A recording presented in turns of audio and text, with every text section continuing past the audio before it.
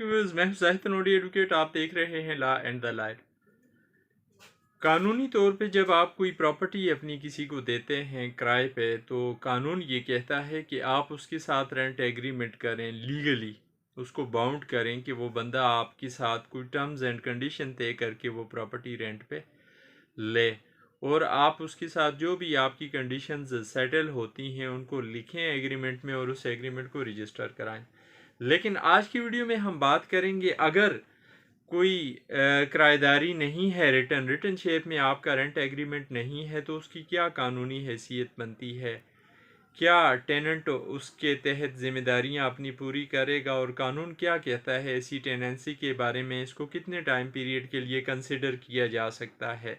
ये है आज की वीडियो का मौजू। लेकिन मौजू पर बढ़ने से पहले आपसे गुजारिश, अगर आप चैनल पर नए हैं, आपने चैनल सब्सक्राइब नहीं किया तो चैनल को सब्सक्राइब करें, लाइक करें, बेल आइकन प्रेस करें, ताकि अवेयरनेस के हवाले से हर नई आने वाली वीडियो बर वक्त आप तक पहुंच सके।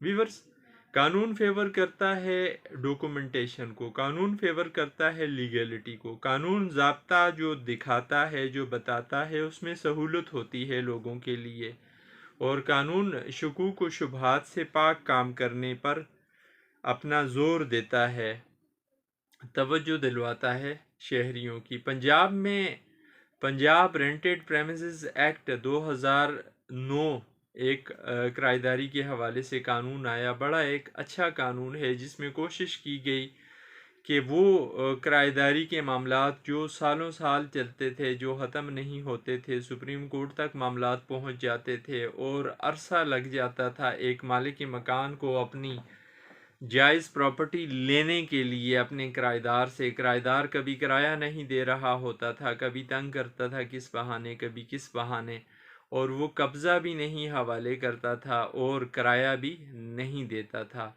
और कभी बाज़-औक़ात जो है केसेस में आ जाते थे किराएदार ये मौक़िफ़ लेके कि जी हमने ये प्रॉपर्टी परचेज़ की हुई है, इसलिए परचेज़ की हुई है, अगर ये परचेज़ ना होती तो हमारे पास कोई रेंट एग्रीमेंट होता है इस लैंडलॉर्ड की तरफ से, लैंड ओनर की तरफ से। इस तरह की टेक्निकलिटीज़ क्रिएट हो जाती थी। अदालतों के लिए भी बड़ा मसला होता था इस तरह के मामलात को टैकल करना, और टाइम लग जाता था अच्छा खासा, लिटिगेंट्स भी तंग होते थे। फिर इस चीज़ को देखते हुए कानून साजी की गई, और 2009 का जो है पंजाब रेंटेड प्रेमिसेस एक्ट 2009 पास हुआ, और उसके बाद वो इन्फोर्स हुआ। अब इस एक्ट में क्लियर कर दी गई है हर चीज़, और ये बता दिया गया है कि जब भी कोई बंदा अपनी कोई प्रॉपर्टी टेनेंट को देता है रेंट पे, तो फिर वो टेनेंसी एग्रीमेंट उसके साथ रिटन शेप में करे, और उस टेनेंसी एग्रीमेंट को न सिर्फ करे बल्कि उसको रजिस्टर्ड भी कराए। रजिस्टर कराने के हवाले से मेरी एक अलग वीडियो मौजूद है, जो मैं आपके साथ लिंक यहाँ पे शेयर कर देता हूँ। रजिस्ट्रेशन का मुकम्मल प्रोसेस उसमें बताया गया है, क्या तरीक़ाकार अख्तियार करके आप कैसे करेंगे रजिस्टर्ड अपना एग्रीमेंट।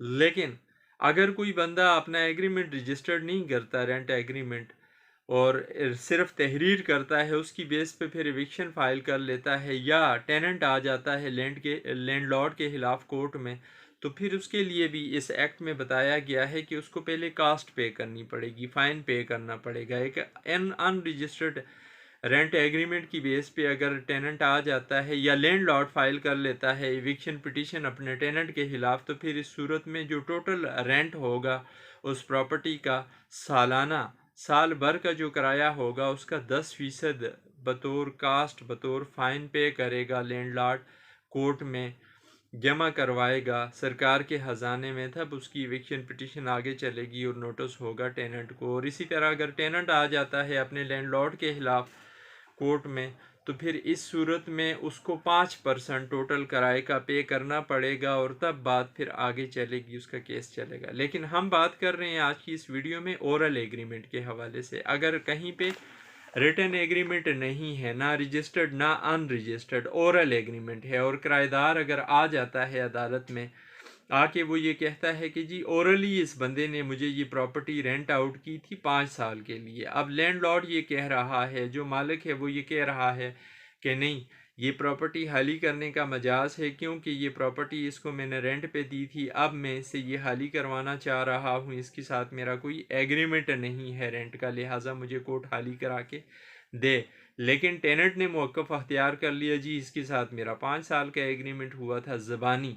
तो ज़बानी एग्रीमेंट के बारे में फिर एक हाई कोर्ट की जजमेंट आई 2015 CLC 1187। इस जजमेंट के आने के बाद ये मसला हल हो गया। इस जजमेंट में ये कहा गया कि ज़बानी एग्रीमेंट जो भी होगा किराएदारी का, उसको ज़्यादा से ज़्यादा मंथ टू मंथ समझा जाएगा, यानी 1 महीने के लिए ये हुआ है और 1 महीने के बाद अगर मालिक मकान उसको खाली कराना चाहता है, वो नोटिस भेज के खाली करा सकता है उस मकान को, उस दुकान को, उस प्रॉपर्टी को, जो भी वो प्रॉपर्टी है।